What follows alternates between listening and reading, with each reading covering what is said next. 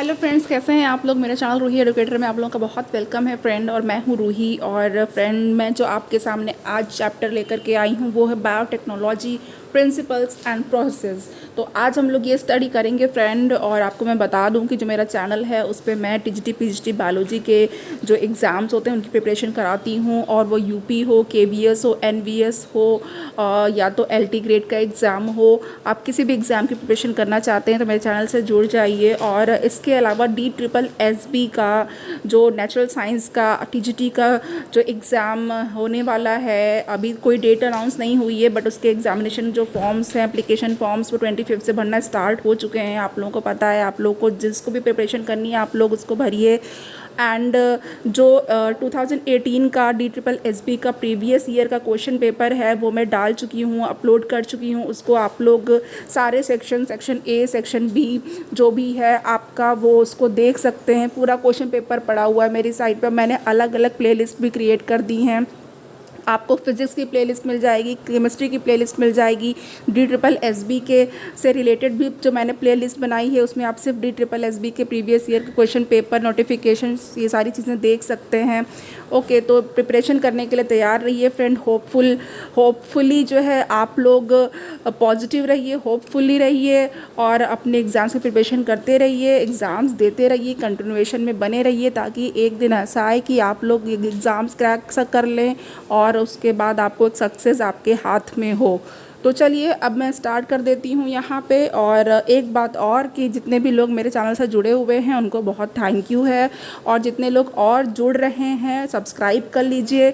और सब्सक्राइब कर लेंगे आप तो आप नोटिफिकेशन भी पाएंगे उसका। और जो भी आप वीडियो देखना चाहेंगे आपको सर्च करने में बहुत जल्दी आपको दिखाई दे जाएगी, आपको ज़्यादा टाइम लगा के उसे सर्च नहीं करना पड़ेगा। ओके, तो चलिए स्टार्ट कर लीजिए। Now biotechnology principle and process का जो फर्स्ट क्वेश्चन है, which of these is used as a vector in gene therapy for SCID SID? Or which of the following has the ability to transform normal cells into a cancerous cells in the animal? तो देखिए friend, कितना अच्छा question है ये। पहला ही question बहुत अच्छा है, स्टार क्वेश्चन है। और इसमें ये पूछा गया है कि इसमें से जो भी ऑप्शन आपके पास दिए हुए हैं उनमें कहा है कि इसमें से ऐसा कौन सा है जिसको जीन थेरेपी, जो हम लोग सिड के लिए जीन थेरेपी करते हैं, SCID सिड के लिए जो जीन थेरेपी करते हैं उसमें जो आपका वेक्टर की तरह यूज़ होता है। या तो फिर इसको पूछने का एक और तरीका है कि इसमें से ऐसा कौन सा आपका जो है जो सेल है वो आपको नॉर्मल सेल्स को कैंसरस सेल्स में, एनिमल्स में ट्रांसफॉर्म कर सकता है। तो यहाँ पे हमारे पास जो ऑप्शन है, ऐसा आपका जो वायरस है जो कि नॉर्मल सेल्स को एनिमल सेल में, कैंसरस सेल में ट्रांसफॉर्म कर सकता है, वो क्या है? वो है आपका A arbovirus, B rotavirus, C enterovirus and D है पार्वोवायरस, E रेट्रोवायरस। तो नाउ यहाँ पे हमारे पास जो करेक्ट ऑप्शन है इसका वो क्या हो जाएगा? देखिए यहाँ पे हमारे पास जो 1 है उसका E जो ऑप्शन है वो बिल्कुल करेक्ट हो रहा है। रेट्रोवायरस जो है वो बिल्कुल करेक्ट हो रहा है। ओके, तो नाउ रेट्रोवायरस जो है आप इसके बारे में जानते हैं कि ये किस तरीके का वायरस है। और फ्रेंड, जो आपका रिवर्स ट्रांसक्रिप्टेज एंजाइम है, ये आप लोग जो है इस वायरसेस के लिए स्टडी कर सकते हैं। ओके, और मैंने आपको बताया था कि जो DNA से RNA होता है उसको बनना का जो प्रोसेस होता है उसको बनाने का, उसको ट्रांसक्रिप्शन कहते हैं। लेकिन जो RNA से DNA बनता है वो रिवर्स ट्रांसक्रिप्शन कहलाता है। इसके बारे में हमने बात की, आप वो लेक्चर ज़रूर देखिएगा। और ये जो रिवर्स ट्रांसक्रिप्टेज एंजाइम होता है इन वायरसेस में होता है और ये रेट्रोवायरसेस होते हैं। चलिए नाउ सेकेंड क्वेश्चन है हमारे पास, branch dealing with genetic engineering is. ऐसी ब्रांच जिसमें हम लोग जेनेटिक इंजीनियरिंग के बारे में पढ़ते हैं क्या कहलाती है? A Eugenix, B यूथेनिक्स, C यूफेनिक्स and D है नन ऑफ दीज। तो यहाँ पे देखिए हमारे पास जो 2 है क्वेश्चन वो क्या है, उसका आंसर हमारे पास जो C है वो बिल्कुल करेक्ट हो जाएगा। यूफेनिक्स कहलाती है ये ब्रांच। ओके, नाउ तो अब यहाँ तक फ्रेंड आपने देखा, आपको जो है ये जो सेकंड वाला क्वेश्चन है ये भी अच्छा क्वेश्चन है, इसके बारे में पूछा जाता है क्योंकि ये सारे मिलते जुलते टर्म्स हैं, यूजेनिक्स, यूफेनिक्स, यूथेनिक्स। तो यहाँ पे लेकिन आपको ये जानना है कि जो आपका यूफेनिक्स है उसमें हम लोग जेनेटिक इंजीनियरिंग के बारे में पढ़ते हैं। तो नाउ नेक्स्ट हमारे पास जो क्वेश्चन है वो हमारे पास आ गया है, recombinant DNA R DNA technology is related with A C Darwin, B Stanley Cohen and C है Herbert Boyer and D and both B and C. तो यहाँ पे पूछा गया है कि रिकॉम्बिनेंट डीएनए टेक्नोलॉजी या जो आर डीएनए है वो किससे रिलेटेड है, यानी कि किसने इसको बनाया था, प्रपोज किया था, इस टेक्नोलॉजी को बताया था। तो यहाँ पे जो हमारे पास थर्ड है उसका जो डी है वो बिल्कुल करेक्ट हो जाएगा, यानी कि इसमें Stanley Cohen and Herbert Boyer दोनों का ही कॉन्ट्रीब्यूशन है। 4 है हमारे पास, आइडेंटिफाई द प्लाज्मिड, प्लाज्मिड को आइडेंटिफाई करना है। ए है हमारे पास AIUI, या आप लोग इसको A1U1 भी बोल सकते हैं। उसके बाद आप लोग जो है बी है वो क्या है, हिंद 3 है, then C Eco RI and D है PBR 322। तो देखिए फ्रेंड यहाँ पे जो हमारे पास फोर्थ है उसका जो करेक्ट ऑप्शन है वो हमारे पास डी हो जाएगा। आपको पता है ये बहुत ही फेमस है, ये प्लाज्मिड है PBR 322। आप सभी लोग इसके बारे में जो बायोटेक्नोलॉजी पढ़ते हैं तो इसके बारे में भी पढ़ते हैं। ओके, तो यहाँ पे PBR 322 बिल्कुल करेक्ट हो गया है। नाउ अब यहाँ पे आगे क्वेश्चन की तरफ बढ़ते हैं। आगे है हमारे पास, in recombinant vector use, recombination vector used is, recombination में कौन से वेक्टर का यूज़ करते हैं, A protein, B agrobacterium tumefaciens, C nucleic acid and D cellulose. तो यहाँ पे जो हमारे पास करेक्ट जो आंसर है वो आप लोगों को पता ही है फ्रेंड, और यहाँ पे जो 5 है उसका जो करेक्ट आंसर है वो क्या है, वो 5th का बी है, एग्रोबैक्टीरियम ट्यूमेफेसियंस। ओके, यहाँ पे ये एग्रोबैक्टीरियम ट्यूमेफेसियंस हो गया है। नाउ नेक्स्ट हमारे पास और जो आप लोग फ्रेंड एग्रोबैक्टीरियम ट्यूमेफेसियंस के बारे में बता दूं कि इससे आप लोग जो है आपने टाई प्लाज्मिड का नाम सुना होगा, तो टाई प्लाज्मिड जो है वो भी इसी से मिलता है। ओके, नाउ इसी का पार्ट है एग्रोबैक्टीरियम ट्यूमेफेसियंस का। और यहाँ पे हमारे पास जो 6th क्वेश्चन है वो क्या है, restriction in restriction enzyme refers to, restriction in restriction enzyme refers to. तो यहाँ पे हमारे पास जो है जो ऑप्शन है वो क्या है, A cleaving of the phosphodiester bond in DNA by the enzyme, B cutting of DNA at the specific position only, C prevention of the multiplication of bacteriophage by the host bacteria, D all of the above. तो अब यहाँ पे देखिए कहा जा रहा है कि जो रिस्ट्रिक्शन है, रिस्ट्रिक्शन एंजाइम में, उससे क्या मतलब है, आप क्या समझते हैं, किस चीज़ को रिफ़र करता है। तो ए है हमारे पास, बी है, सी है एंड डी है, और इसमें जो हमारे जो करेक्ट आंसर हो जाएगा 6 का वो हमारे पास सी हो जाएगा। यानी कि ये क्या करता है, ये जो आपका होस्ट बैक्टीरिया होता है फ्रेंड, होस्ट बैक्टीरिया होता है और एक होता है बैक्टीरियोफेज। तो ये यहाँ पे ये बताया जा रहा है कि prevention of the multiplication of bacteriophage by the host bacteria, कि होस्ट बैक्टीरिया के द्वारा जो बैक्टीरियोफेज के मल्टीप्लिकेशन को, ठीक है, ये जो आपका होस्ट बैक्टीरिया है उसके द्वारा बैक्टीरियोफेज के मल्टीप्लिकेशन को क्या करता है, ये प्रिवेंट करता है या रोकता है। नेक्स्ट हमारे पास जो क्वेश्चन है वो है, which of the given statement is correct in the context of visualizing DNA molecule separated by agarose gel electrophoresis. अब यहाँ पे जो स्टेटमेंट करेक्ट है उसको बताना है। ओके, और पहले हम लोग ऑप्शंस देख लेते हैं। A DNA can be seen in visible light, B DNA can be seen without staining in visible light, C ethidium bromide stained DNA can be seen in visible light, and D है ethidium bromide stain can be seen under exposure to UV light.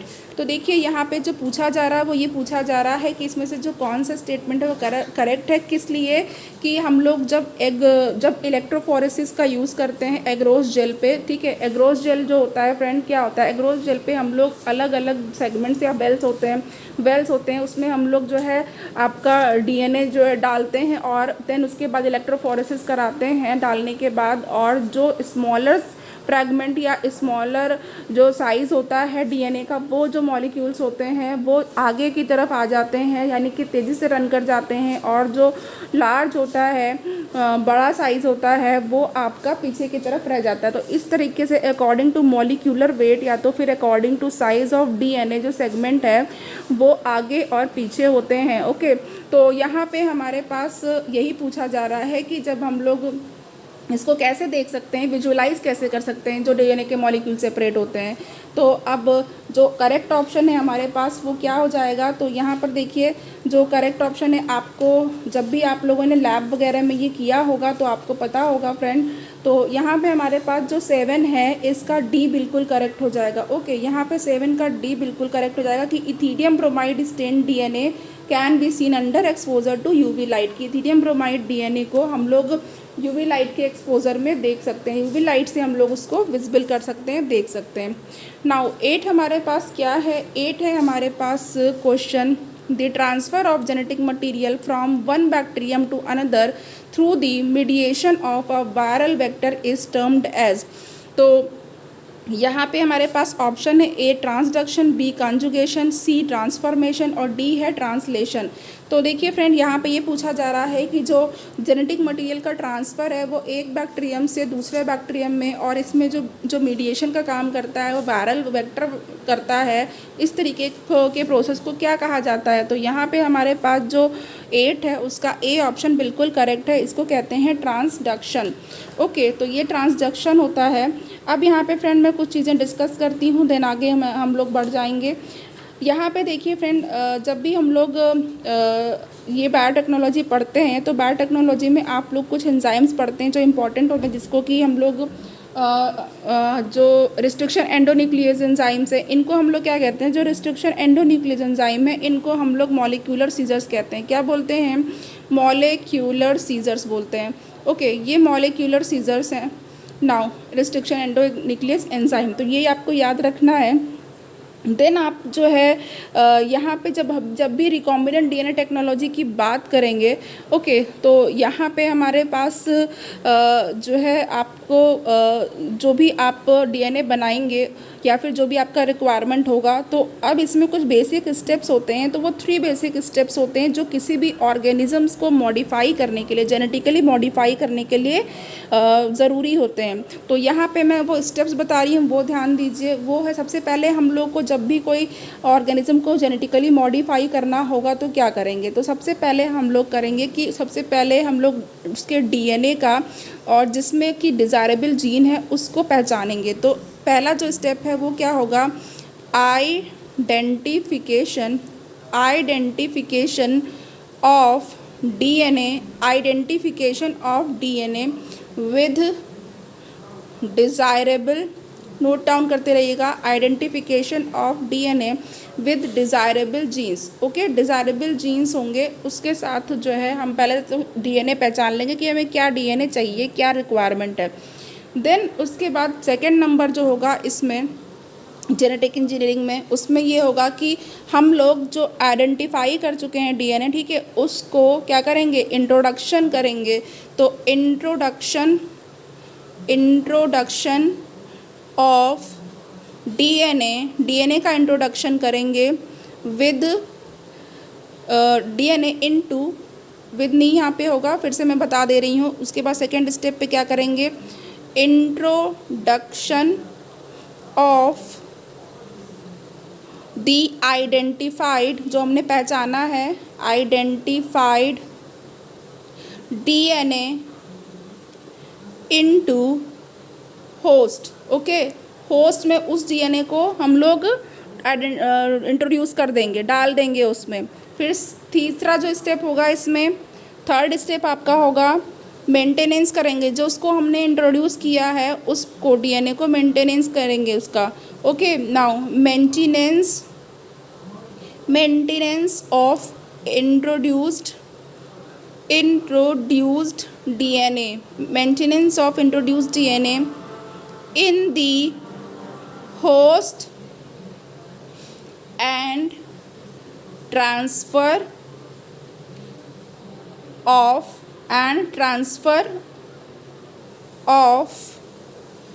the DNA and transfer of the DNA to its progeny. Okay, उसके progeny में। तो फिर से एक बार सुन लीजिए, maintenance करेंगे हम लोग, जो भी हम लोगों ने डीएनए का इंट्रोडक्शन किया है होस्ट में उसको हमको मेंटेन करना है। तो maintenance of introduce DNA in the host, और क्या करेंगे, and transfer of the DNA to its progeny, और उस डीएनए को उसके प्रोजेनी तक ट्रांसफ़र करवाना है, उसके आगे की जनरेशन या उसके बच्चे ऑफ स्प्रिंग तक। ओके नाउ, अब एक और इम्पॉर्टेंट चीज़ आप यहीं पे नोट कर लीजिए, जो भी टूल्स रिकॉम्बिनेंट डीएनए में चाहिए होते हैं, इंपॉर्टेंट होते हैं, पूछे जाते हैं एग्ज़ाम में, तो यहाँ पे आप लोगों को इसके बारे में पता होना चाहिए। तो नंबर 1 आपका है रिस्ट्रिक्शन एंजाइम, ये टूल की तरह काम करता है। ओके, रिस्ट्रिक्शन एंजाइम, इससे हम लोग डीएनए के मॉलिक्यूल को कट करते हैं, तभी तोड़ पाएंगे उसको, जब कट होगा तभी तो टूटेगा वो। नाउ लाइगेज एंजाइम से हम लोग जोड़ते हैं, ये लाइगेज एंजाइम है, ये भी टूल की तरह काम करता है, लाइगेज एंजाइम। थर्ड नंबर पे हमारे पास पॉलीमरेज एंजाइम, पॉलीमरेजेस का भी फंक्शन आपको अभी बताया जाएगा आगे।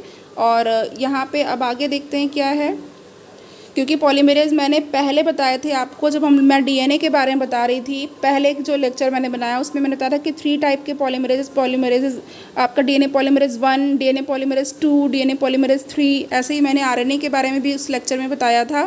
ठीक है, उसके बाद 4th है आपका वेक्टर्स, ये भी टूल्स होते हैं, एंड 5 है आपका host organism. Okay, host organism. तो 5 चीज़ें हो गई, रिवाइज कर लीजिए एक बार आप लोग। रिस्ट्रिक्शन एंजाइम्स हैं, ligase enzymes, polymerase enzymes, vector, host organism. Exam में पूछा जाता है, ऑप्शन आपको दे दिया जाएगा, पूछा जाएगा कि इसमें से कौन सा जेनेटिक इंजीनियरिंग में टूल की तरह काम करता है, या फिर रिकॉम्बिनेंट डीएनए टेक्नोलॉजी में एज अ टूल काम करता है, या फिर इनका फंक्शन भी पूछा जाता है। तो इतनी चीज़ें यहाँ पे आपको पता चल गई हैं। देन अब यहाँ पे देखिए, जो भी रिस्ट्रिक्शन एंजाइम होगा फ्रेंड, वो कट करता है। तो कट्स भी 2 टाइप के होते हैं, एक कट तो होता है ब्लंट, ओके, एक ब्लंट कट होता है, और एक होता है स्टिकी। ओके, तो स्टिकी जो होता है वो कोहेसिव इंड्स या फिर चिपकने वाले स्टिकी इंड्स प्रोड्यूस करता है, ये स्टिकी इंड्स प्रोड्यूस करेगा। और जो ब्लंट वाला होगा उसको हम लोग और क्या कह सकते हैं, इसको फ्लश इंड भी बोल सकते हैं। ओके, ये फ्लश इंड प्रोड्यूस करेगा। तो अब यहाँ पे ये चीज़ें आपने देख ली। अब देखिए, जो रिस्ट्रिक्शन एंजाइम, बहुत सारे रिस्ट्रिक्शन एंजाइम्स ऐसे होते हैं जो डीएनए के स्ट्रैंड को दोनों तरफ से क्लीव कर सकते हैं, तोड़ सकते हैं, और एग्जैक्टली सेम न्यूक्लियोटाइड पोजीशन पे क्लीव करते हैं। ठीक है, और कहाँ पे, सबसे पहले तो वो रिकग्निशन साइट्स को पहचानेंगे कि किस साइट पर उनको क्लीव करना है, फिर उसी पे जो न्यूक्लियोटाइड आपका प्रेजेंट होगा फिर उसको क्लीव कर देंगे चेन को तोड़ने के लिए, डीएनए को ब्रेक कर। हम लोग डीएनए की बात कर रहे हैं, और न्यूक्लियोटाइड्स कहाँ पे प्रेजेंट है फ्रेंड, पूरे डीएनए में प्रेजेंट है, आपको मालूम है।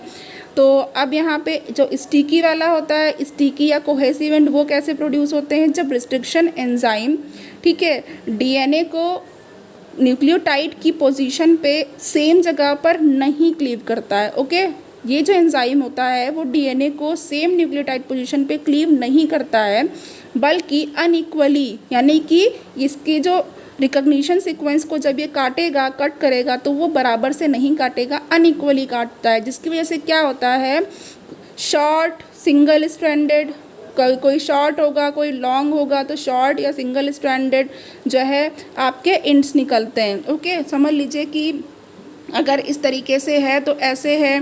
ओके, मैं इस पे बना दे रही हूँ, इस तरीके से है, ऐसे है, ऐसे है, ऐसे है, सेम पोजीशन पे आपको नहीं कट कर रहा है। तो इस तरीके से जो इंड भी होते हैं वो भी ऐसे प्रोड्यूस होते हैं, और ऐसे जो इंड्स होते हैं वो स्टिकी इंड्स कहे जाते हैं। और आपका जो इको आर आई है, इको आर आई, ये क्या करता है, बहुत इंपॉर्टेंट है, यहाँ पे सुन लीजिएगा। ये जो इको आर आई है, ये क्या करेगा, ये 6 न्यूक्लियोटाइड के सीक्वेंस को पहचानता है, 6 न्यूक्लियोटाइड सीक्वेंस को रिकॉग्नाइज करता है, और ये क्या प्रोड्यूस करता है, 6 nucleotide palindromic side, palindromic side, palindromic मतलब जो उल्टा सीधा एक समान होता है। ओके, बहुत सारे नाम होंगे जो आप लोगों को पता है, कि जो एक तरफ से पढ़ो तो भी वही होगा, दूसरी तरफ से पढ़ो वो भी वही होगा, सेम होगा, टाटा। ओके, टाटा। और आपका जो है आपका GAAP इस तरीके से करके आपका है। चलिए नेक्स्ट हम लोग यहाँ पे आगे देख लेते हैं 9th वाला। 9th है हमारे पास which of the following is not required in the preparation of recombinant DNA molecule. इसमें से ऐसा कौन सा है जो कि रिकॉम्बिनेंट DNA मॉलिक्यूल की प्रिपरेशन के लिए रिक्वायर्ड नहीं है। Option A restriction endonuclease, B DNA ligase, C DNA fragments and D है ई कोलाई। तो देख लीजिए अभी यहाँ पे मैंने क्वेश्चन बताया था, अब आप लोग जो है समझ गए होंगे कि क्या चीज़ है। तो यहाँ पे मैं आगे डिस्कस कर लेती हूँ। 9th यहाँ पर जो है हमारे पास उसका ऑप्शन क्या होगा, डी। ओके, क्योंकि यहाँ पे पूछा गया है नॉट रिक्वायर्ड। रिस्ट्रिक्शन एंडोन्यूक्लियाइज तो बहुत इंपॉर्टेंट है, ये बहुत इंपॉर्टेंट है। DNA लाइगेजेस भी अभी मैंने बताया जब टूल वर्क करते हैं और DNA के फ्रेगमेंट जब आपका DNA कट होगा तो भी आपको डिज़ायर्ड फ्रेगमेंट मिलेगा। ओके, तो यहाँ पे जो ई कोलाई है उसका कोई अभी काम नहीं है यहाँ पे रिकॉम्बिनेंट DNA मॉलिक्यूल की प्रिपरेशन में, तो इसलिए कहा जा रहा है। नाउ D10 हमारे पास है while isolating DNA from bacteria. जब हम लोग बैक्टीरिया से DNA को आइसोलेट करते हैं, DNA कहाँ प्रेजेंट होगा फ्रेंड, DNA किसी भी ऑर्गेनिजम्स के अंदर प्रेजेंट है। ओके, चाहे हम लोग एनिमल की बात करें उसके भी न्यूक्लियस में DNA है, क्रोमोसोम जो है उसमें DNA है आपका, और जो आपका बैक्टीरिया है वो भी DNA से DNA उसमें भी न्यूक्लियोइड होता है, आपको बताया था कि इंसिपेंट DNA होता है। तो अब यहाँ पे हम लोग क्या बता रहे हैं कि जब भी बैक्टीरिया से DNA को आइसोलेट करते हैं तो विच of the following enzyme is not required, ऐसा कौन सा एंजाइम है जो रिक्वायर्ड नहीं होता है। Option A lysozyme, B ribonuclease, C deoxyribonuclease and D है प्रोटीएज। तो यहाँ पे हमारे पास जो ऑप्शन करेक्ट हो जाएगा वो कौन सा हो जाएगा, डीऑक्सी राइबोन्यूक्लियेज। डीऑक्सी राइबोन्यूक्लियेज जो है वो रिक्वायर्ड नहीं होगा। तो अब देखिए फ्रेंड यहाँ पे जो आपका लाइसोजाइम है ये आपको पता है, लाइसोजाइम अगर हम लोग ह्यूमन बीइंग की बात करें तो ह्यूमन में कहाँ पे मिलेगा आपको, ये हमारे जो टीयर्स होते हैं, आंसू होते हैं, उसमें लाइसोजाइम होता है। ओके, नाउ आपका जो हमारे माउथ में जब भी हम सलाइवा की बात करते हैं तो उसमें भी लाइसोजाइम होता है। ओके, ये हमने ह्यूमन बीइंग की बात की, बट बैक्टीरिया में ये एंजाइम होते हैं और उसमें नाउ अब जो राइबोन्यूक्लियेज है इसका भी फंक्शन है जब भी आइसोलेट करेंगे, और डीऑक्सी राइबोन्यूक्लियेज का नहीं होगा एंड प्रोटीएज का भी फंक्शन होगा। तो नाउ यहाँ पे देख लीजिए अब हमारे पास जो आगे है वो क्या क्या चीज़ें हैं। तो फ्रेंड यहाँ पे हमारे पास जो आगे क्वेश्चन है उसको हम लोग देख लेते हैं, देन बात करेंगे। द मोस्ट इम्पॉर्टेंट 11th है the most important feature in the plasmid to serve as a vector in gene cloning experiment is, कि इसमें से प्लाज्मिड का मोस्ट इम्पॉर्टेंट फीचर ऐसा कौन सा बहुत ही इम्पॉर्टेंट फीचर है जो कि जीन क्लोनिंग एक्सपेरिमेंट में एज अ वेक्टर सर्व करता है। तो ए है ओरिजिन ऑफ रेप्लिकेशन ओरी, या फिर बी है presence of a selectable marker, C presence of sites for restriction endonuclease and D its size. तो यहाँ पे देखिए हमारे पास जो 11 का करेक्ट आंसर है वो क्या होगा फ्रेंड, यहाँ पे हमारे पास 11 का ए बिल्कुल करेक्ट है, origin of replication. Origin of replication ऐसा ओरिजिन होता है जहाँ से रेप्लिकेशन स्टार्ट होता है। ओके फ्रेंड, तो ये जहाँ से हमारा रेप्लिकेशन स्टार्ट होगा वही पॉइंट होता है, उसको क्या कहते हैं, ओरिजिन ऑफ रेप्लिकेशन कहते हैं। तो देखिए फ्रेंड अब आगे हम लोग पढ़ते हैं आगे कैसे होगा। नेक्स्ट हमारे पास जो क्वेश्चन है वो देख लेते हैं। जो यहाँ पे 12th क्वेश्चन है ये है, in agarose gel electrophoresis DNA molecules are separated on the basis to their A charge only, B size only, C charge to size ratio, D all of the above. तो यहाँ पे हमारे पास जो 12th question है उसका हमारे पास D है कि यहाँ पे चार्ज के बेसिस पे भी होगा, साइज़ के बेसिस पे भी होगा, और सी चार्ज टू साइज़ रेशियो के बेसिस पर भी इसको सेपरेट किया जा सकता है। नाउ अब यहाँ पे देखिए जो इलेक्ट्रोपोरेशन होता है वो जो इलेक्ट्रोफोरेसिस होती है वो मैंने इसके बारे में बताया था आपको कि जब हम लोग DNA को जब भी एक्सट्रैक्ट करते हैं, और अभी इसके पहले जो क्वेश्चन आया था इथीडियम डाइब्रोमाइड वाला कि कैसे हम लोग उन सेगमेंट्स को देखेंगे, तो कैसे देखते हैं, इथीडियम डाइब्रोमाइड जो डाई, इथीडियम ब्रोमाइड जो डाई होती है उसका यूज़ करके हम लोग देखते हैं इसको। तो चलिए यहाँ पे हमारे पास अब जो है आगे जो क्वेश्चन होगा उसको चेक कर लेते हैं, देन आगे भी चीज़ें हम लोग डिस्कस करते रहेंगे। तो फ्रेंड यहाँ पे देखते हैं आगे कौन सा क्वेश्चन है। तो 13th लिख लें हम लोग। विच of the following contributed in popularising the PCR polymerase chain reaction technique? Now, A. Easy availability of DNA template. B. Availability of synthetic primers. C. Availability of cheap deoxyribonucleotides. D. Availability of thermostable DNA polymerase। तो देखिए यहाँ पे पूछा जा रहा है कि इनमें से जो भी ऑप्शन दिया हुआ है कौन सा ऐसा है जो कि PCR यानी पॉलीमरेज चेन रिएक्शन टेक्निक को वो जो है पॉपुलराइज करता है, आगे बढ़ाता है। तो नाउ यहाँ पे आपके पास जो PCR है उसके बारे में मैं थोड़ा सा आपको बताना चाहती हूँ फ्रेंड। देखिए सबसे पहले तो हम लोग समझेंगे कि जीन एम्प्लीफिकेशन क्या होता है। आजकल कोरोना आपका जो है वो बहुत ही ज़्यादा स्प्रेड हो गया है। तो आप देखिए जो PCR टेक्निक है वो जो है एज अ टेस्टिंग यूज़ की जाती है। ओके, तो कैसे टेस्ट करते हैं, देखिए इसका मतलब क्या है, ये एम्प्लीफाई कर देता है, एम्प्लीफिकेशन करता है DNA का, या फिर जो आपका लोड होता है, वायरल लोड है, बैक्टीरियल लोड है, किसी भी बीमारी की हम बात करें अगर उसमें हम लोग PCR कर रहे हैं तो ये क्या करेगा, बहुत ज़्यादा मतलब समझ लीजिए 1 से 100 बना देगा, 1 से 50 कर देगा, अब या कई हज़ार भी कर सकता है, डिपेंड करता है। ओके, तो ये क्या करता है, जब आपको कोई भी चीज़ विदाउट PCR बहुत ही कम दिख रही है, कोई भी वायरल लोड है या कोई भी ऑर्गेनिज्म का लोड, माइक्रो ऑर्गेनिज्म का लोड बॉडी में, ब्लड में बहुत ही कम दिख रहा है, लेकिन जब आप PCR करोगे तो वो इतना ज़्यादा मल्टीप्लाई करके दिखा देगा कि आपको तुरंत नज़र आ जाएगा कि हाँ ये चीज़ है, इन्फेक्शन है बॉडी के अंदर। तो देखिए होता क्या है कि ये जो आपका जो पॉलीमरेज चेन रिएक्शन है, ये पहली बात तो कैरी मुलिस ने डेवलप की थी। ओके फ्रेंड, और इसके लिए इन्होंने नोबेल प्राइज़ भी शेयर किया था। और इसमें होता क्या है, इसमें आपको कुछ रिक्वायरमेंट्स होती हैं PCR के लिए, जैसे कि आपको DNA का टेम्पलेट चाहिए। ओके, DNA एक होना चाहिए, DNA का टेम्पलेट, प्राइमर्स चाहिए। ओके, प्राइमर क्या होते हैं, वो 10 to 18 न्यूक्लियोटाइड तक लॉन्ग आपके जो है वो सेगमेंट्स होते हैं DNA के। नाउ और एंजाइम्स चाहिए, तो और एंजाइम्स ऐसा एंजाइम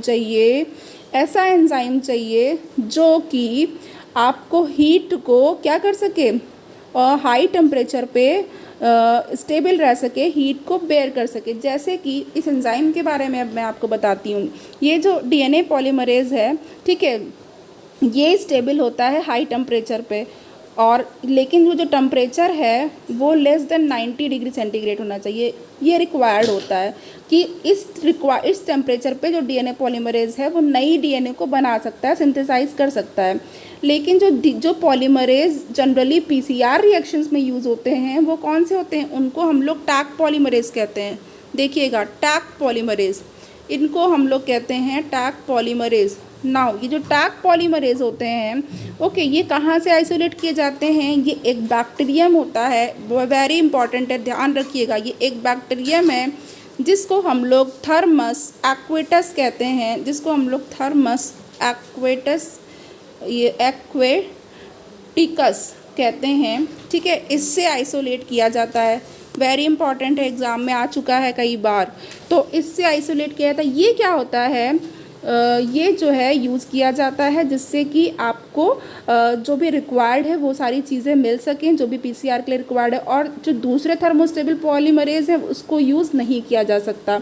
नाउ अब देखिए, ये जो आपके PCR होते हैं उसमें स्टेप्स भी होते हैं कुछ, तो बस मैं मेन आपको बता दे रही हूँ। यहाँ पे जो स्टेप्स में डिवाइड किया जाता है, तो देखिए इस स्टेप में सबसे पहले तो आपका डीनेचर करते हैं, डीनेचुरेशन। तो हम लोग लिख लेंगे इसको डीनेचुरेशन, ठीक है। फर्स्ट स्टेप आपका डीनेचुरेशन होगा PCR में। दूसरे में हम लोग क्या कर देते हैं, एनीलिंग कर देते हैं, एनील कर देते हैं। नाउ एनीलिंग हो गई। और जो थर्ड स्टेप है इसमें प्राइमर जो होता है वो उसको बढ़ाया जाता है, यानी प्राइमर का एक्सटेंशन किया जाता है। तो प्राइमर का एक्सटेंशन ही क्या कहलाता है, पॉलीमराइजेशन, पॉलीमराइजेशन। ओके, ये पॉलीमराइजेशन कहलाता है। तो अब देखिए यहाँ पे फ्रेंड, जो डीनेचुरेशन करते हैं तो जो टारगेट DNA होता है उसको हीट कर देते हैं बहुत ज़्यादा हाई टेम्परेचर पे, जिसके बाद क्या होता है, इसके दोनों सेपरेट स्ट्रैंड जो होते हैं DNA के वो अलग हो जाते हैं। और हर अलग स्ट्रैंड यानी हर सिंगल स्ट्रैंड जो है टारगेट डीएनए का वो टेम्पलेट की तरह काम करता है डीएनए के सिंथेसिस के लिए। यानी जो दो स्ट्रैंड है दोनों पे डीएनए की सिंथेसिस हो सकती है, दोनों ही काम करेंगे टेम्पलेट की तरह। नाउ अब उसके बाद एनीलिंग कर देते हैं। एनीलिंग में क्या करते हैं, एनीलिंग जो होता है ये इसमें दो ऑलिगोन्यूक्लियोटाइड प्राइमर्स होते हैं, ये हाइब्रिडाइज करते हैं। एनील करना मतलब हाइब्रिडाइज करना, तो एक दूसरे को यानी कि जो सिंगल स्ट्रैंडेड टेम्पलेट डीएनए है उससे एक दूसरे को क्या करेंगे, हाइब्रिडाइज करेंगे। अब उसके बाद फिर आपका जो लास्ट स्टेप है यानी जो पॉलीमराइजेशन है, तो उसमें क्या होगा, जो टैग डीएनए पॉलीमरेज होता है वो डीएनए को सिंथेसाइज करता है। ओके, सिंथेसाइज करता है डीएनए को। अब कहाँ पर सिंथेसाइज करता है, प्राइमर के बीच में, और प्राइमर के बीच में सिंथेसाइज करने लगता है। और क्या यूज़ करता है, डीएनटीपीज को यूज़ करता है, यानी कि डीऑक्सी न्यूक्लियोसाइड ट्राईफॉस्फेट को और मैग्नीशियम आयन को यूज़ करता है। ओके, ये इंपॉर्टेंट है। तो ये सारी चीज़ें हैं फ्रेंड, इस तरीके से जो है आगे आपकी पीसीआर में जो है वो चेन आगे बढ़ती रहती है, पॉलीमराइजेशन होता रहता है। तो यहाँ पे हमारे पास जो करेक्ट ऑप्शन है उसको देख लेते हैं। जो 13 है इसका करेक्ट ऑप्शन क्या हो जाएगा, इसका करेक्ट ऑप्शन हमारे पास डी हो जाएगा, availability of thermostable DNA polymerase. 14th हमारे पास देखते हैं क्या है, the role of DNA ligase in the construction of a recombinant DNA molecule is. अब डीएनए लाइगेज का रोल पूछ लिया है, तो डीएनए लाइगेज का क्या रोल होगा, A formation of phosphodiester bond between two DNA fragments, B formation of hydrogen bonds between sticky end of DNA fragments, C ligation of all purine and pyrimidine bases, D none of the above. तो यहाँ पे हमारे पास जो 14 है उसका जो correct answer हो जाएगा फ्रेंड वो क्या हो जाएगा, ए हो जाएगा। वेरी इंपॉर्टेंट क्वेश्चन है। यहाँ पे ये क्या करता है, डीएनए लाइगेज जो फॉस्फोडाइस्टर बॉन्ड्स होते हैं डीएनए के फ्रेगमेंट्स के बीच बीच में उनको फॉर्म करता है। नेक्स्ट हमारे पास क्वेश्चन है 15th वाला, इसमें देखते हैं significance of heat shock method in bacterial transformation is to facilitate. ये जो हम लोग बैक्टीरियल ट्रांसफॉर्मेशन करते हैं उसमें हीट शॉक देते हैं, ठीक है, हीट शॉक मेथड होता है, तो वो किस चीज़ को फैसिलिटेट करता है। तो ए है binding of DNA to the cell wall, B uptake of DNA through membranes and transport protein, C uptake of DNA through transient pores in the bacterial cell wall, D expression of the antibiotic resistance gene. Very important question है और friend इस तरीके के questions बहुत आते हैं, हर exam में आते हैं। ख़ास करके जो आपका केंद्रीय विद्यालय केवीएस का जो एग्ज़ाम होता है टीजीटी जो पीजीटी का, और उसमें जो है पीजीटी बायोलॉजी में ये क्वेश्चन आ भी चुका है वहाँ पे, और नवोदय में भी आ चुका है, और DSSB के पीजीटी बायोलॉजी में भी क्वेश्चन आ चुका है।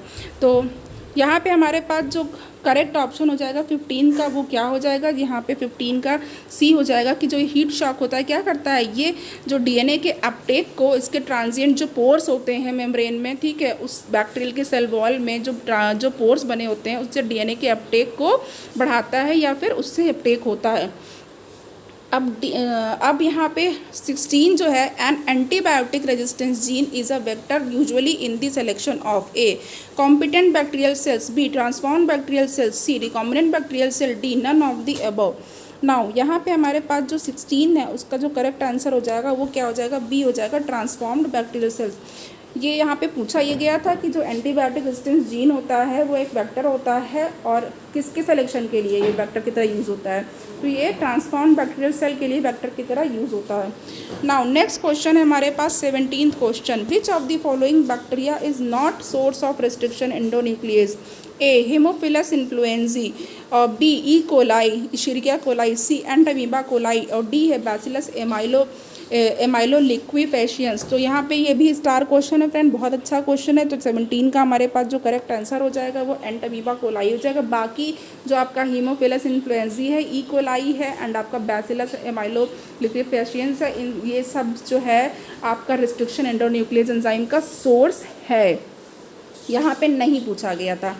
चलिए नाउ 18th हमारे पास क्या है, who among the following was awarded the Nobel prize for the development of PCR technique. इसमें से कौन से ऐसे हैं जिनको पीसीआर टेक्निक के लिए जो आपका नोबल प्राइज़ मिला था, तो A Herbert Boyer and B Hargobind Khorana, C Kary Mullis, and D है आर्थर कोनबर्ग। तो फ्रेंड ये मैंने बताया भी है आपको, और इसका जो करेक्ट आंसर है 18 का वो कैरी म्यूलिस है। और यहाँ पे हमारे पास जो 19th क्वेश्चन है इसको देख लेते हैं, which of the following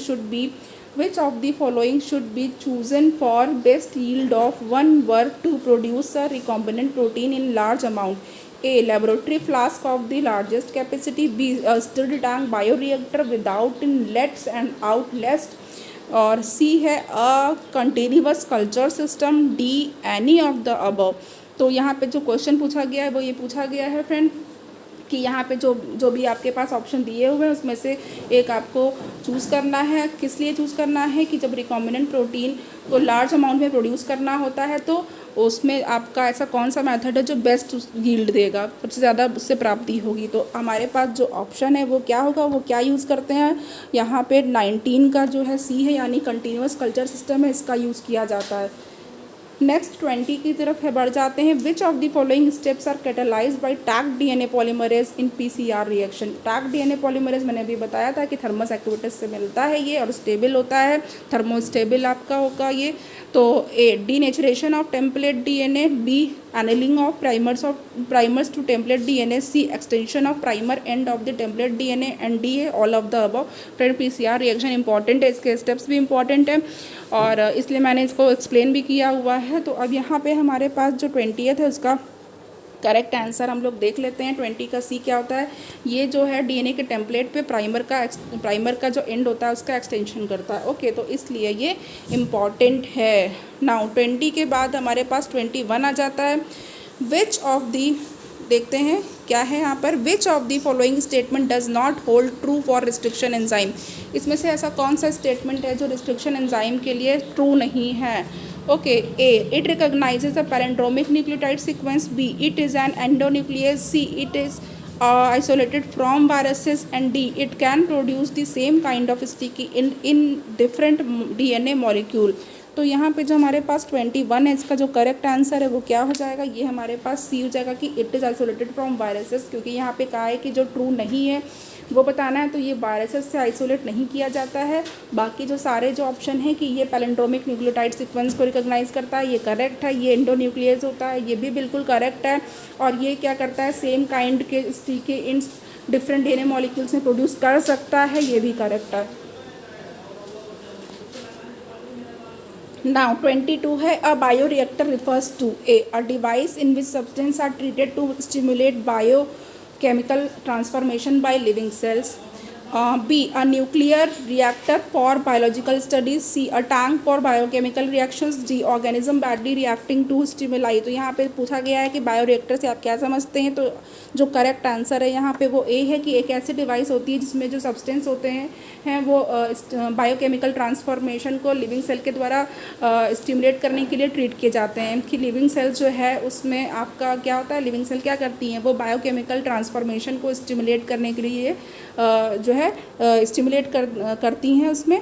okay, तो ऐसे जो है आप लोग इसको यूज़ करेंगे बायोरिएक्टर को। और बायोरिएक्टर का जो है बायोटेक्नोलॉजी में बहुत इंपॉर्टेंट रोल है। कमर्शियल लेवल पे जो भी चीज़ें जैसे किसी वैक्सीन का प्रोडक्शन करना है या किसी भी आपका जो भी आप जेनेटिकली मॉडिफाइड ऑर्गेनिज्म यूज़ करके डीएनए टेक्नोलॉजी का यूज़ कर रहे हैं, जो भी आपको प्रोड्यूस करना है, सपोज़ आपको जो है कुछ भी हम लोग जीएम वाले प्रोड्यूस करेंगे, जैसे कि आपके बासमती राइस है, golden basmati rice, flavour saver tomato है, और आपकी बहुत सारी मेडिसिन्स आती हैं, आपका जो है ह्यूमिलिन है। ओके, ये भी आपका बायोटेक्नोलॉजी का प्रोडक्ट है। तो इस तरीके की चीज़ें हैं। तो अब यहाँ पे हमारे पास 23 क्या है, 23 है हमारे पास match column 1 and column 2 and select the right option given below. अब यहाँ पे कॉलम 1 और कॉलम 2 दे रखा है। 1 में है रिकॉम्बिनेंट डीएनए टेक्नोलॉजी, 2 है क्लोनिंग व्हीकल्स, 3 है मैक्रोमोलिक्यूलर सेपरेशन एंड डी है डीएनए लाइगेज।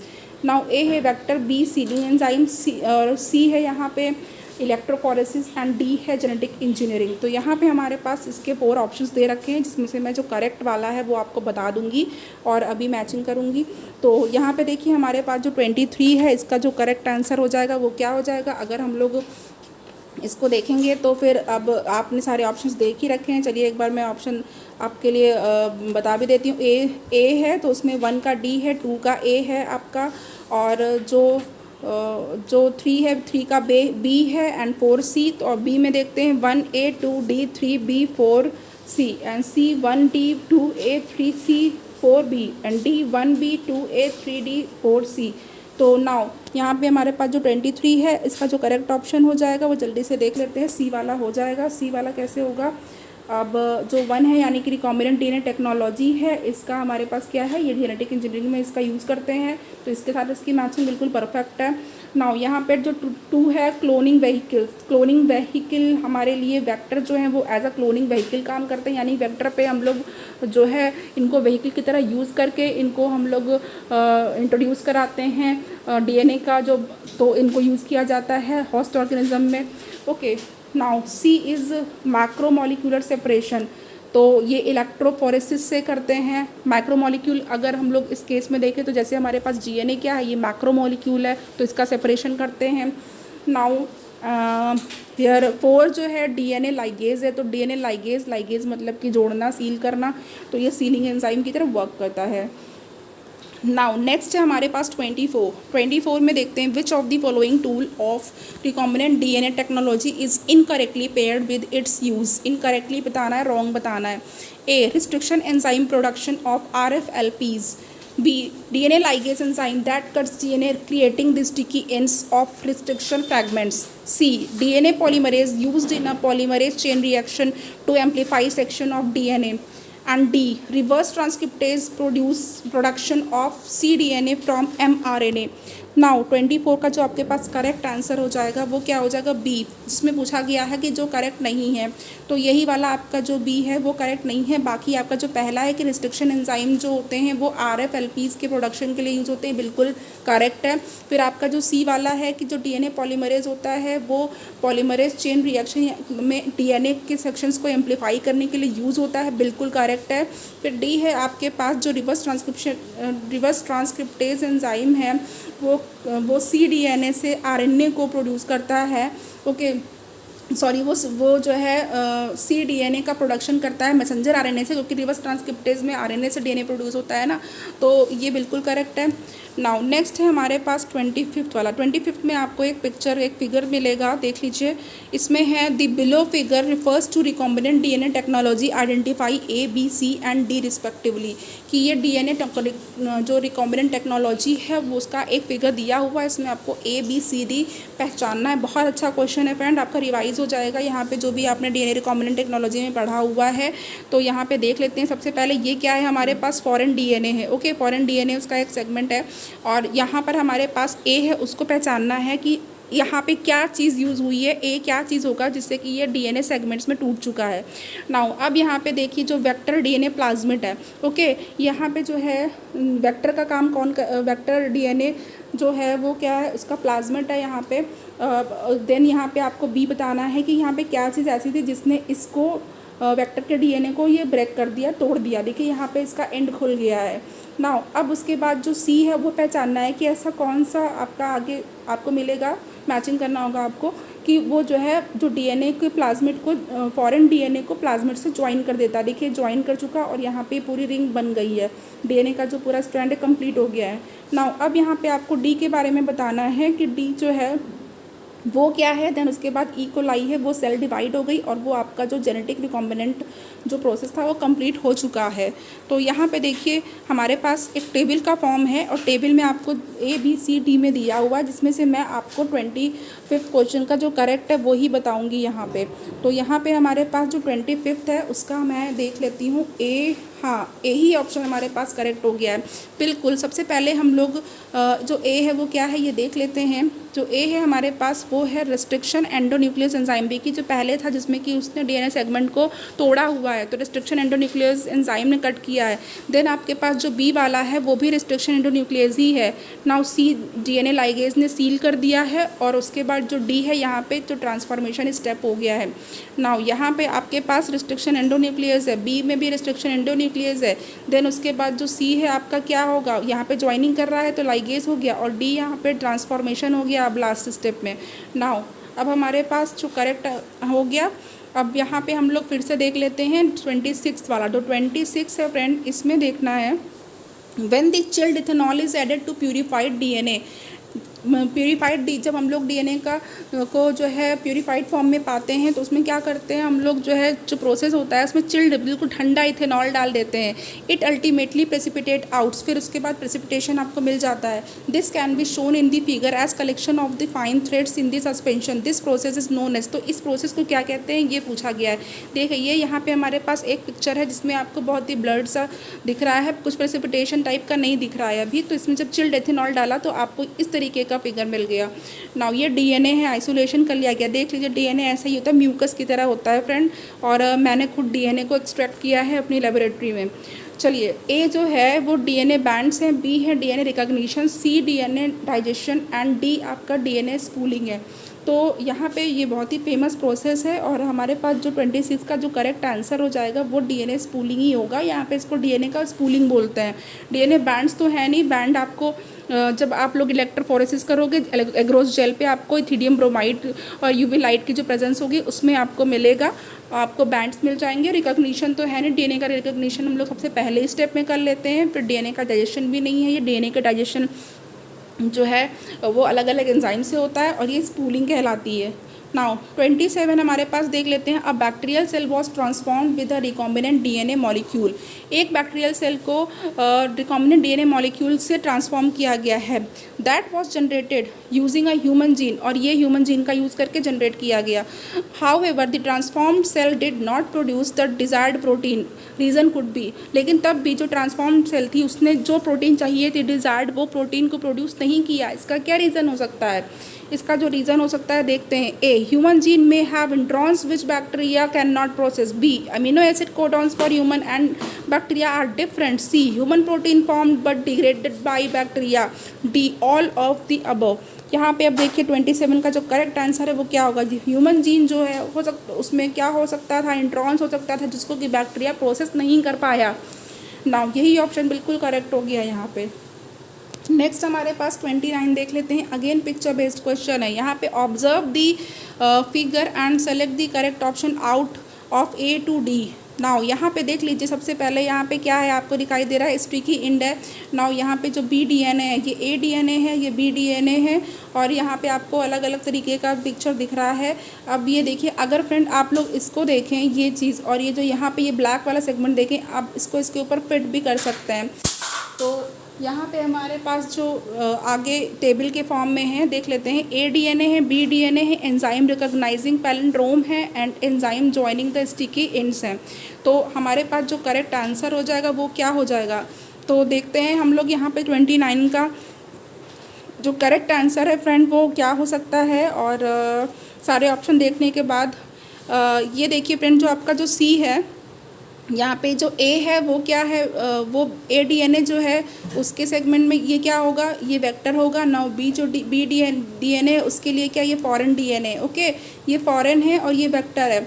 नाउ ये जो ई को आर आई है ये क्या है, ये एंजाइम रिकॉग्नाइजिंग पैलिंड्रोम्स। तो ई को आर आई जो है वो ऐसा एंजाइम होता है, मैं पहले भी बताया है अभी लेक्चर में कि जो है ई को आर आई है वो क्या करता है, वो पैलिंड्रोम को रिकॉग्नाइज करता है। ऐसा एंजाइम होता है जो पैलिंड्रोमिक साइट्स को रिकॉग्नाइज करता है। और पैलिंड्रोमिक साइट बताई थी ना, आगे से चाहे पीछे से दोनों तरफ से आप पढ़ेंगे तो वो एक ही जैसा होगा। नाउ और जो आपका जो ज्वाइनिंग करने का काम कर रहा है enzyme joining the sticky ends, वो डीएनए लाइगेज होता है, यही ज्वाइन करता है। अब यहाँ पे देख लीजिए GCTTAA, ओके GCTTAA। अब यहाँ पे देखिए GCTTAA, ओके। और अगर मैं इसको लिखूँ GCTTAA, ओके। नाउ अब यहाँ पे अगर पैलिंड्रोम के फॉर्म में लिखेंगे तो कैसे लिखेंगे, GCTTAA। इसको चाहे ऐसे पढ़िए चाहे ऐसे पढ़िए, ओके। चलिए नेक्स्ट हमारे पास है आपका 30 देख लेते हैं। और एक हिंदी में मुझे वर्ड याद आ गया, क न क, कनक। कनक को आप किधर से भी पढ़िए, क न क, कनक। चलिए नाउ 30 है हमारे पास। When a recombinant DNA is inserted within the coding sequence of an enzyme beta galactosidase. अब ये कह रहे हैं कि जब एक रिकॉम्बिनेंट डीएनए वो बीटा गैलेक्टोसिडेज एंजाइम के कोडिंग सीक्वेंस में डाला जाता है, इंसर्ट किया जाता है, this results in inactivation of the enzyme. फिर बी है this is called insertional activation, inactivational. और सी है in the presence of insertion the colonies do not produce any colour, and D है ऑल ऑफ दीज। तो यहाँ पे जो 30 है इसका हमारे पास जो करेक्ट आंसर है वो ऑल ऑफ दीज है। जब हम लोग ऐसा करेंगे तो क्या होगा, ये एंजाइम का इनएक्टिवेशन कर देगा, उसको निष्क्रिय कर देगा। और इसको क्या कहेंगे, इसको कहेंगे इंसर्शनल इनएक्टिवेशन, क्योंकि ये इंसर्ट करने की वजह से हुआ है। ओके, रिकॉम्बिनेंट डीएनए को इंसर्ट करने की वजह से ऐसा हुआ, इसलिए इसको इंसर्शनल इनएक्टिवेशन बोला जाएगा। और जब इंसर्शन हो गया है तो इंसर्शन की प्रेजेंस में, यानी कि जो हमने रिकॉम्बिनेंट डीएनए इंसर्ट किया है वो एक इंसर्शन है, उसकी प्रेजेंस में जो कॉलोनीज़ हैं वो कोई भी कलर प्रोड्यूस नहीं करेंगी इस केस में। और यहाँ पे ऑल ऑफ दीज वाला आंसर बिल्कुल करेक्ट हो गया है। 31 की तरफ आ जाते हैं फ्रेंड। 31 है हमारे पास following enzyme techniques are used in the process of recombinant DNA technology. A. EcoRI to cut the isolate genome sorry. B. DNA ligase. C. Protease and ribonuclease for removal of the proteins and RNA from DNA. D. Production of recombinant hosts. E. Lysozyme for isolation of the genetic material DNA. And F. Gel electrophoresis for separation and isolation of DNA fragments. तो अब यहाँ पे देखिए correct sequence बताना है और इनका जो यूज़ है वो अब यहाँ पे हमारे पास 4 ऑप्शन दिए हुए हैं। तो जो 31 है इसका जो करेक्ट हो जाएगा वो हमारे पास देखते हैं। ओके, यहाँ पे हमारे पास जो सी है फ्रेंड वो करेक्ट हो जाएगा। देखिए सबसे पहले जो है चूँकि सीक्वेंस बताना है तो ई वाला देख लेते हैं। तो ई है हमारे पास ये कि लाइसोजाइम जो है आइसोलेशन के लिए जेनेटिक मटेरियल के लिए वो यूज़ होगा। देन उसके बाद आपका जो प्रोटीएज एंड राइबोन्यूक्लियस होंगे वो क्या करेंगे, प्रोटीएज प्रोटीन का रिमूवल करेगा और राइबोन्यूक्लियस डीएनए से आरएनए का रिमूवल कर देगा, क्योंकि हमको सिर्फ डीएनए चाहिए, सिर्फ प्योर डीएनए चाहिए, बाकी उसके आसपास आजू बाजू कुछ नहीं चाहिए। तो सबको हम लोग क्या करेंगे, सबको डिग्रेड कर देंगे, सबका रिमूवल करेंगे।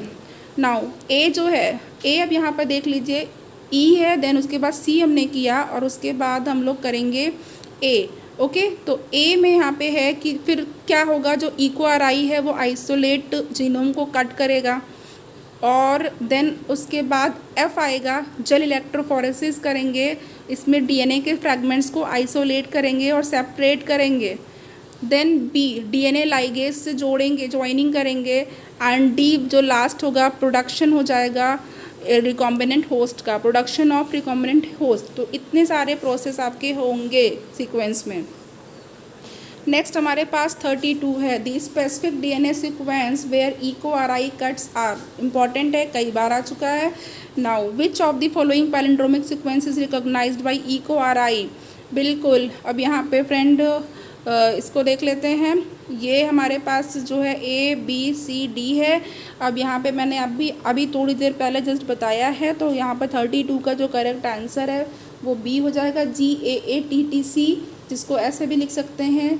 तो CTTAAG, GAATTC, चाहे आप इसको लेफ़्ट से राइट की तरफ पढ़िए, चाहे राइट से लेफ़्ट की तरफ आइए। ओके, नाउ यहाँ पे 33 देख लेते हैं। The restriction enzymes used in recombinant DNA technology that makes staggering cuts in DNA leaving sticky ends.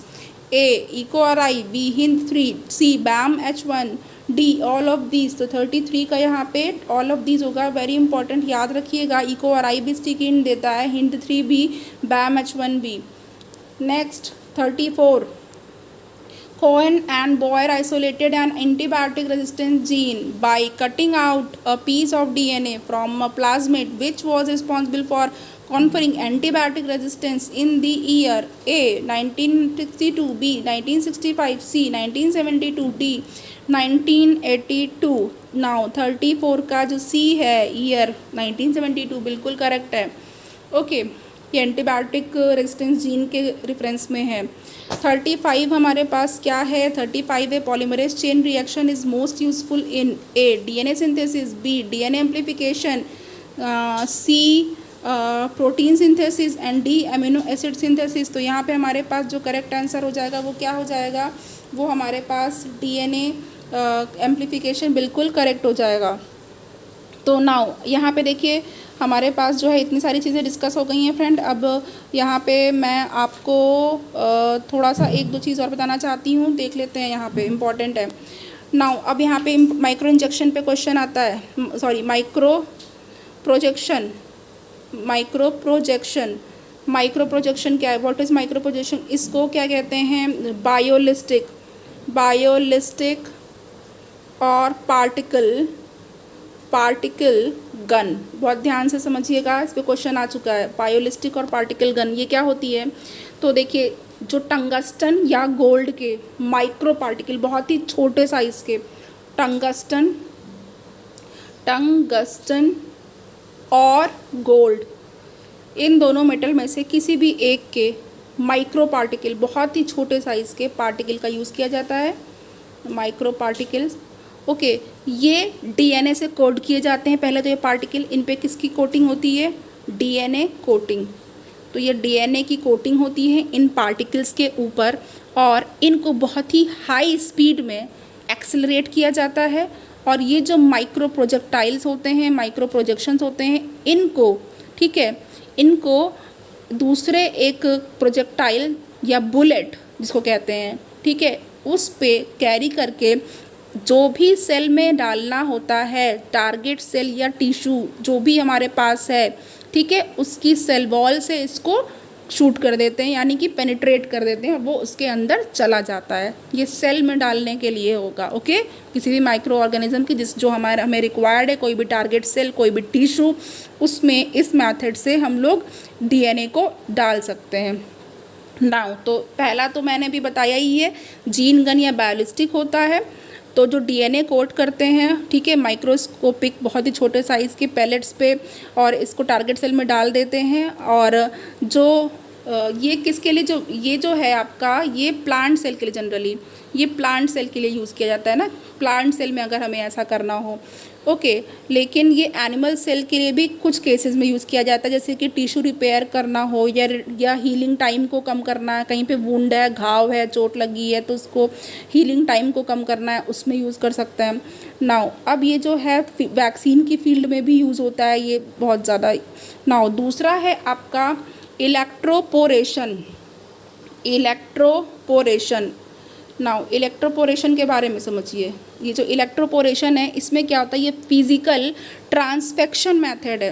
क्या है? इन्फेक्शन नहीं है, ट्रांसफेक्शन मेथड है ये।